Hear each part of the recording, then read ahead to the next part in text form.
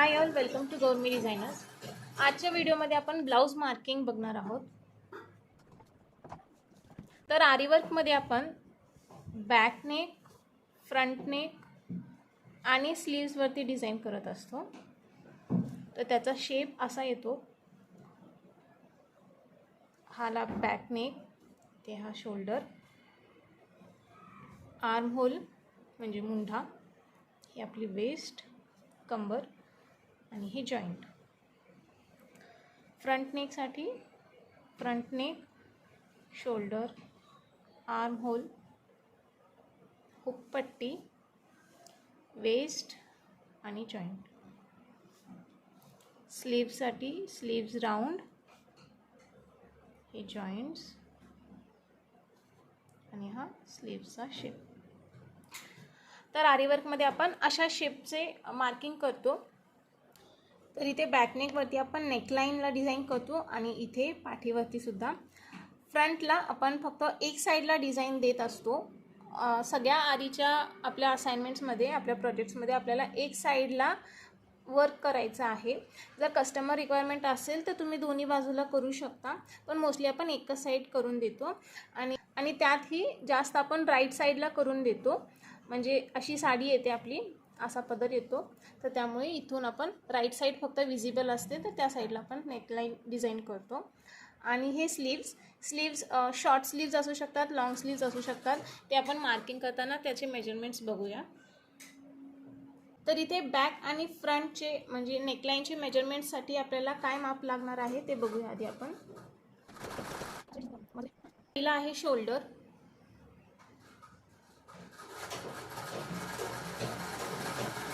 आपला खांदा पूर्ण. दुसरी आहे छाती, चेस्ट. तिसरं वेस्ट, कंबर, लेंथ, बॅक नेक डीप म्हणजे मागचा गळा, फ्रंट नेक डीप, पुढचा गळा, आर्म होल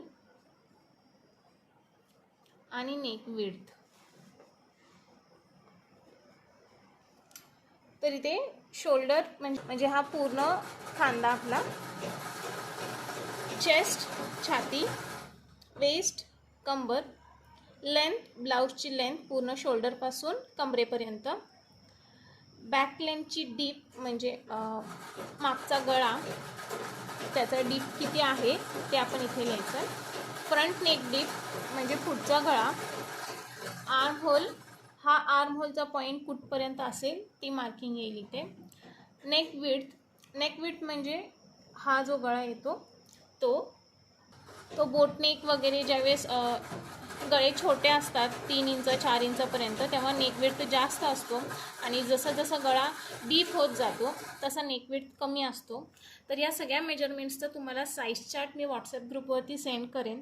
त्यातून तुम्ही स्टँडर्ड साईज घेऊ शकता.